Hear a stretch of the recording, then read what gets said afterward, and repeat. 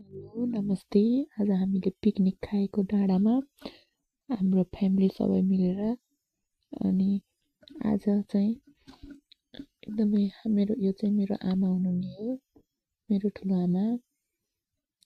अनि यतापट्टि गएर आज हाम्रो दाइको बर्थडे पनि रहेको थियो, जसमा हामीले दाइलाई सरप्राइज बर्थडे केक काट्न लगायौँ। दाइको बर्थडे हामीले सबैजना मिलेर धुमधामसँग मनायौँ। अनि यो मेरो दिदी, यो ज्वाइँ साहब हुनुहुन्छ भने उतापट्टि भिनाजु, यो दाई। अनि दाइलाई हामीले केक काट्नु भनेर भनिराखेका छौँ। यो मेरो बहिनी, भाइ। केटकेटीलाई केक भनेपछि हुरुक्कै हुन्छ नि त, त्यसैले केटकेटी दाइको वरिपरि घेरिएका छन्। हामी सबैले बसेर दाइलाई मम्मीले टिका लगाइदिँदै हुनुहुन्छ भने सबैलाई दाइलाई विस गरिराख्नु भएको छ चारैतिरबाट। अनि केक काटेर दाइले सबै केटकेटीलाई खुवाउँदै हुनुहुन्छ भने हामीले पनि दाइलाई खुवायौँ। केक काटेर भएपछि यो चाहिँ मेरो दिदी, मैले पनि टिका लगाइदिएँ दाइलाई। यस्तो रमाइलो भयो। मम्मीहरूको फोटोसुट चलेको छ। फेरि यता पकाउने कार्यक्रम छ भने यता बहिनीले छोरी लिएर बसेकी छ। बहिनीले त्यतापट्टि आएर यो चाहिँ डाँडो राम्रो पूजाको छोरी। यहाँ मासु हुँदैछ भने यहाँ नि काटकुट कार्यक्रम चलिरहेको छ। पिकनिक हो नि, यत्तिकै बस्न त कहाँ पाइयो नि, काट्न त पर्यो, पकाउनु पर्यो। अनि हामीले काट्दै गफ लाम्दै बसेका छौँ। यो कति राम्रो भ्युज देखिएको, सबै यताउता हिँडिराख्नु भएको छ। आज जस रमाइलो भएको छ। म चाहिँ सबैसँग गफ लाउँदै आलो फर्किरहेको छु मजाले। मेरो दाइ कहिले आलु काट्ने, कहिले प्याज काट्ने, कहिले क्याप्सिकम काट्ने गरिराखेका छौँ भने दाइ चाहिँ पकौडा बनाउने अवस्थामा हुनुहुन्छ। दाइ ब्राउन पेपर फराउन लाउनुभयो। कति राम्रो देखेको भ्युज पनि। आमा, यहाँ चाहिँ पाकिसक्यो है, पाकेर रेडी भइसक्यो हाम्रो एम्मे पकौडा। दाइ के भन्दै हुनुहुन्थ्यो क्या त्यहाँ, होइन, तर हामीले बुझेनौँ। यो झ्याडा कसरी बसेर होला है। हाम्रो खाजा रेडी भयो। अन्डा, पकौडा, चना, ढुङ्गा, पापड, ब्राउन। मम्मीले सर्भ गर्दै हुनुहुन्छ भने म पनि आराममा बसेर यसो सहयोग गरेको चाहिँ गरिराखेको छु। बोली पनि रहेको छु। जस केटकेटीजना सबै भएर मैले सबलाई बोलाउँदैछु, आऊ आऊ आऊ भन्दैछु भने यहाँ नाच्ने कार्यक्रम सुरु भयो। सबैजना नाच्न लाग्नुभएको छ भने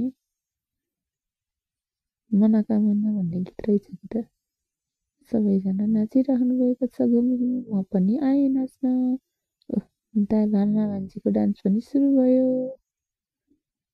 यहाँ यो मेरो दिदी, भाउजू, दिदी, बहिनी सबैजना मिलेर हामी नाच्न सुरु गऱ्यौँ। मम्मी पनि म पनि किन छुट्ने, म पनि आउँछु नि भन्दै नाच्नु भएको छ।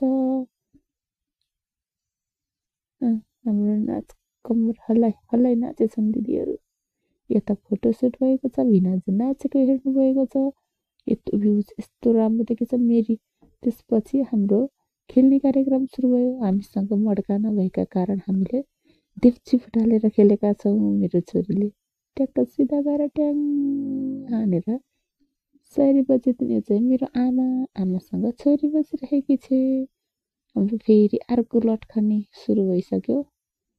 अनि फेरि खाएपछि अब त फेरि नाच्नु पर्यो नि, फेरि खाने बेला हुन्छ, पचाउन त पर्यो भनेर हामी फेरि नाचिरहेका छौँ। नाच्दा नाच्दा नाच्दा यति नाचियो कि पुरै नगर यस्तो थकै लाग्यो। गाइस हेर्नुहोस्, हामी नाचेको जस रमाइलो भयो। सबैजना मिलेर फ्यामिली मेम्बर भएर छुट्टीको दिनमा सबैजना डाँडामा। खासमा पिकनिक ठाउँ फेरि मोटी खानु हुने है गाइस, फेरि हजुरहरूलाई थाहा नहोला। हाम्रो पिकनिक ठाउँ भनेको मोटी खानु हो। सबैजना नाच्नुपर्छ। कोही गफ गरिरहेका छौँ, कोही यताउता हिँड्नुभएको छ। अब ज्वाइँको पालो आएछ फेरि एकछिन नचिरेर भ्याएपछि हाम्रो दिदी फेरि कता ज्वाइँले कहाँ हान्नुहुन्छ भन्दै अघि र पछि लाएर हेर्नुभएको छ पुरा दमार जससँग। त्यही नि पार ल्याउनुहुन्छ कि ज्वाइँ गर्नुहुन्छ तर यो चाहिँ मेरी छोरी थपक्क ज्ञानी भएर बसेकी छिन्। मेरो हस्बेन्डको पनि पालो आएछ। अब कता हान्नुहुन्छ है त ऊ जान त सिधै सिधै जानुभयो तर हान्दा उल्टो पर्यो। कति हाँस्नु दिदी बुरुक्क उफ्रिन् छोरो बुरुक्क उफ्रेर आयो हाँसेछन्। अब चाहिँ दिदीको पालो। अब दिदी फेरि कता जान्छन् आम्मा मेरो त खुट्टा पो लम्काइछन् यिनले डह्रो कहाँ जान खोजेकी होलिन्।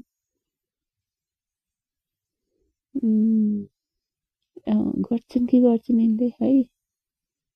अब कहाँ जाने पनि थाहा छैन कता हान्छन् अब यिनले सिधा हान्ने त हो के रे कठै यिनको काम निगर्न अर्कै भयो हुँदै भएन। गाइस यो फुटामा खै कसैले त्यसै त तपेस त्यही माथि फुटामा त गाह्रो चाहिँ मेरो पनि आयो है। अब मैले फेरि कता जान्छु अब म फेरि म्याटमाथि टेक्दा पनि थाहा पाउँदिनँ कि धन्न छोरीको टाउकोसँग हानेछु।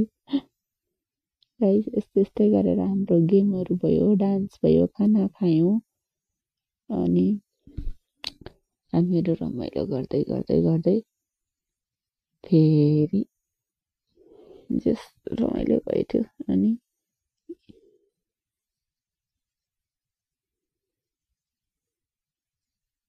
घुम्दै घुम्दैछु अनि हाम्रो यो रमाइलो पार्ट सुरु हुन्छ।